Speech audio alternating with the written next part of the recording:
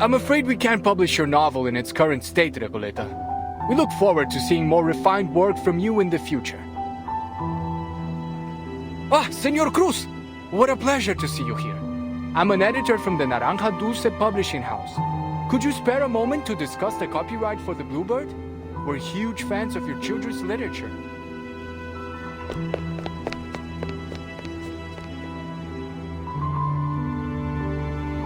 Hey, relax, Recoleta. Look at all the books around you. This place is heaven. You can't get down on yourself, not here. There's so many writers and publishers here. It's only natural you'd be turned down 17 times. This is just the beginning.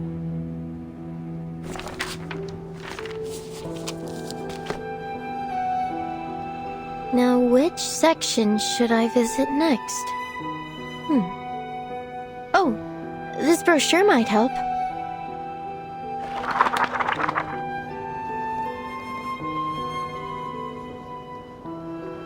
Estupendo. An exchange of ideas between writers. Nothing could be more incredible than that. I recall James Joyce was inspired by a letter he received from Henrik Ibsen. So, maybe what I need is to find someone to share my manuscript with. But who? Hadeo Emasums. Aleph. Averroes.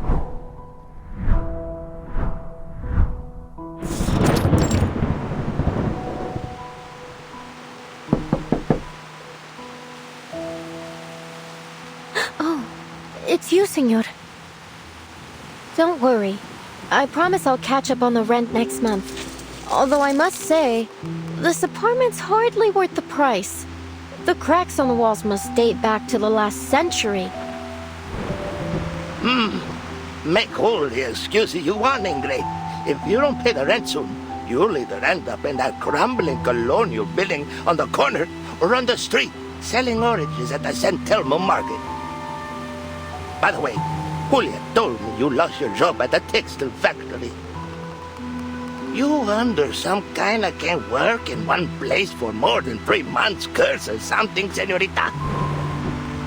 Oh, you don't even want to know about the terrible things that happened in that factory.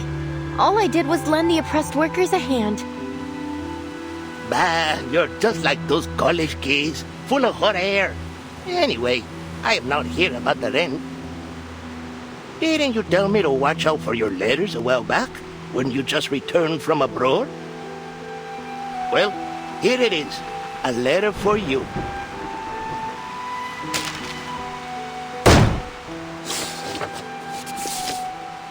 Dios mío! Someone actually wrote back to me! This is incredible! Oh, thank you so much for bringing it to me, senor!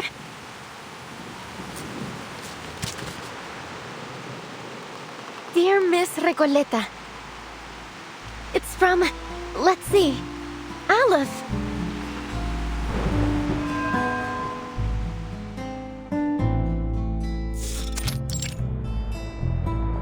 Hey, I've been watching you.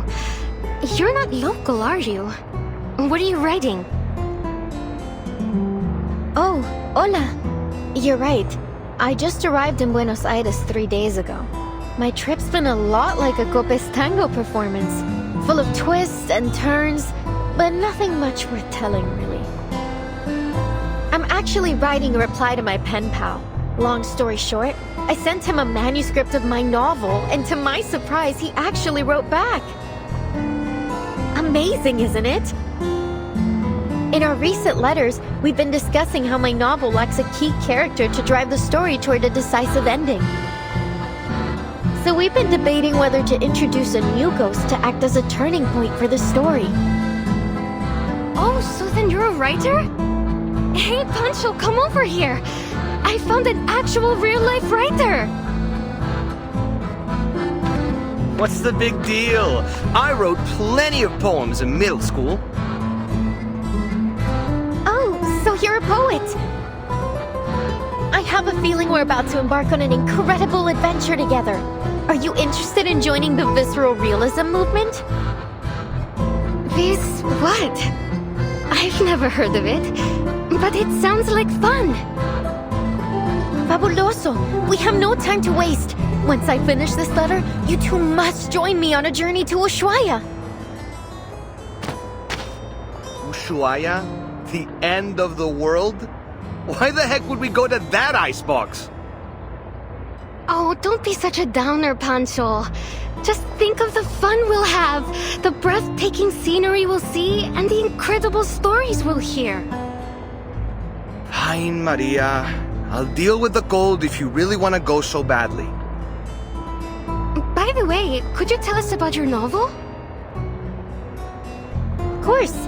I'll tell you all about it on the way. Now where to begin? Alright, let's start with the cottage with the blue roof in Amalfitano.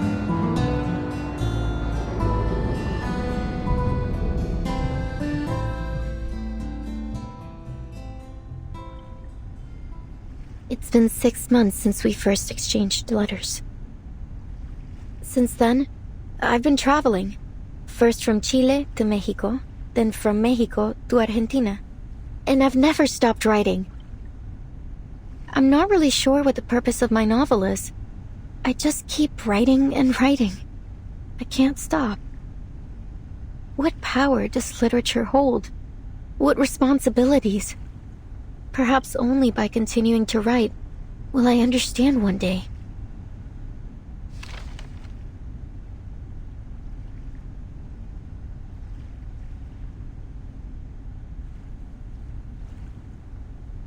Aleph, you're right. I do want an ending to my novel. But not like this. You really have no idea, do you, Recoleta?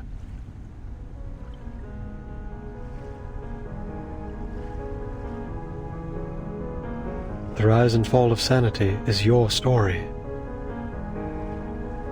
What do you mean? You are a ghost, wandering this forsaken land, still striving to create a miracle. You are a wandering poet, born in Amalfitano, the foolishly brave protagonist of the story, and the embodiment of the author herself. A reflection, yes. The author, no. You are simply a figment of her imagination, a manifestation of her dream to wander. Have you not realized it? The literary pursuits and romantic adventures you described, they are merely faded memories from 1975. The poets who joined the visceral realism movement with you left Latin America long ago. Faded memories. As for the novel, it's yours now. A story you're writing. A story about yourself. Your departure has turned Amalfitano into a ghost town. The characters have lost their connection to you. They're gradually fading away. If the novel is destroyed, you too will cease to exist. Wait. This is... Miss Recoleta? Is what he said true? I know you never lie, pen pal. In your first letter, you told me that a character's role in fate must be determined from the outset and consistently adhered to throughout the story. Reading the perspective and insights of a walking encyclopedia, having such a person be willing to share their thoughts at all was an exhilarating experience. I had never imagined my novel could develop in this way. Words could hardly describe how I felt in that moment. No one but you has ever understood the story of that town, let alone offered any revisions. Following your advice, I added the bank clerk, the dune pescator, the blind weaver, and the murdered donkey driver. Amalfitano was no longer an empty town with a single blue-roofed cottage. The new ghostly residents had begun to fill the skies over it. The story was finally reaching completion. I could feel that the ending was within reach. I became increasingly eager to meet my pen pal. I couldn't get the thought out of my mind. I wasn't sure what I would say to this Aleph.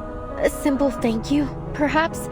Or maybe a discussion about the future of Amalfitano with its sole reader. Or maybe I'm no different from everyone else. Led up the garden path by fate.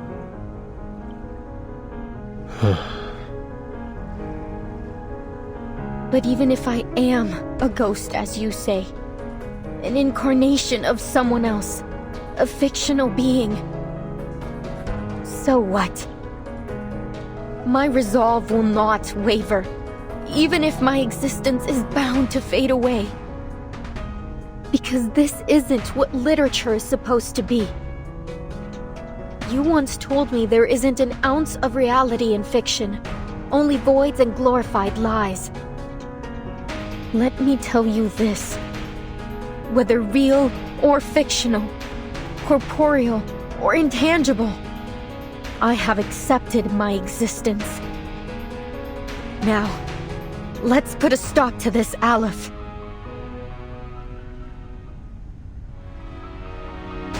The inmates aren't characters in my novel. They're people trapped in a prison, just as you are. By simulating my story here, you have made me into some kind of god, a guilty, false creator, a dictator of fate. I never wanted any of this.